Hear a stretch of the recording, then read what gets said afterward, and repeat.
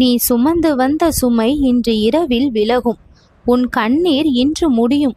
உன் வாழ்க்கையின் தடைகள் உடைந்து புதிய விடியலை இப்பொழுது பிறப்பிக்கும். நான் தெய்வங்களின் படைத்தளபதி. வாழ்க்கை எப்பொழுதும் போராட்டத்தில்தான் இருந்தது.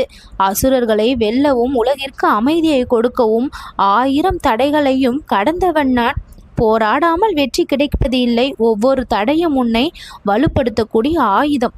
தடைகளை உடைக்கும் மனம். இந்த முருகன் நான் சூரபத்மனை வென்றது போல உன் சிக்கலை என்னால் வெல்ல முடியும். தடைகள் உன்னை எப்பொழுதும் நிறுத்தாது. அது உன்னை பயிற்சிதான் செய்யும். சரியான ஆயுதம். முருகனுக்கு வேல் இருந்தது. உனக்கு உன் அறிவு, உன் திறமை, உன் உழைப்பு இருக்கின்றது. அவற்றை உன் வேலாக நீ கையாளுவாய். முருகன் நான் போராடிய ஒவ்வொரு தருணமும் திட்டமிட்ட நேரத்தில் நடந்தது. உன் வெற்றியும் தாமதமாகாது. அது சரியான நேரத்தில் வந்து சேரும். ஒரு விவசாயி 3 வருடம் தோல்வியை கண்டான். ஆனால் 4வது வருடத்தில் அவனது பயிர் அதிக லாபம் கொடுத்தது. நான் விட்டுவிட்டிருந்தால் இந்த நாள் வந்திருக்காது என்று நினைத்தான். ஒரு இளைஞன் வேலை தேடி ஓடினான். தொடர்ந்து 15 இடங்களில் மறுப்பு வந்தது. 16வது இடத்தில் அவன் வேலையை பெற்றான். அதுதான் அவனுடைய கனவு வேலையாக அமைந்தது. அதிசயம் என்றால் உன் வாழ்க்கையில் மறைமுகமாக நடந்து கொண்டிருக்கக்கூடிய நல்ல மாற்றம்.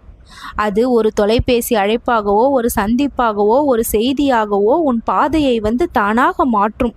உன் மனதில் திடீரென வரும் இதுதான் என்கின்ற அந்த உணர்வு. அதை பிடித்து கொண்டு அதன் வழி சென்றால் போதும் உன் வாழ்க்கையை நீ வசப்படுத்தி கொள்ளலாம்.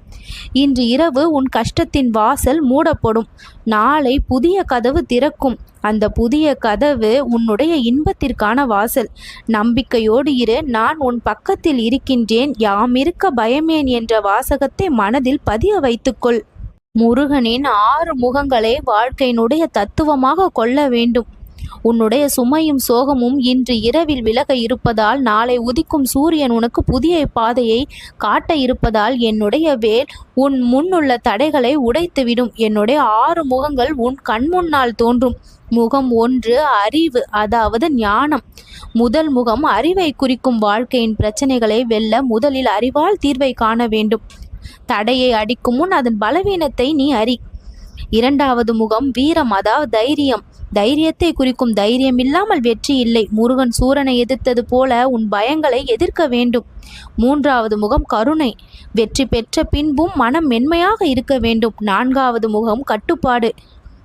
சுய கட்டுப்பாடு. மனதை அடக்கி பாதையில் நிலைத்திருக்க வேண்டும். 5வது முகம் உன்னுடைய செயல்திறன். செயலில் முன்னேற்றம் வேண்டும். கனவு மட்டும் போதாது, தினசரி செயல்பாடும் இருக்க வேண்டும். 6வது முகம் ஆனந்தத்தை குறிக்கும். வெற்றி கிடைக்கும் பாதையில் மகிழ்ச்சியுடன் பயணம் செய்ய போகின்ற என்கின்ற முகம் அது.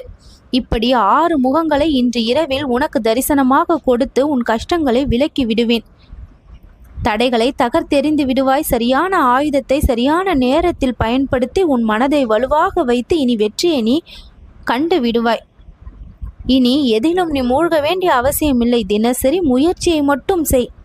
6 மாதத்தில் முழு கடனையும் அடைத்து தனி வியாபாரம் தொடங்கி விடாமல் இருந்த முயற்சியின் பலனாக முருகன் உனக்கு ஏராளமான நன்மைகளை அள்ளி கொடுக்க போகின்றேன். உன்னுடைய பிரார்த்தனை, உன்னுடைய மனதின் உறுதி, என்னுடைய உதவி அத்தனையும் சேர்ந்து உனக்கு வாழ்க்கையில் மாபெரும் நன்மையை பெற்றுத்தரப் போகின்றது. இந்த முருகனோடு இணைந்து நீ வெற்றியை காணப்போகின்றாய். பக்தியும் என் மீதான நம்பிக்கையும் உனக்கு எப்பொழுதும் நல்ல வழியை தான் காண்பிக்கும். நல்லது நடக்கும்.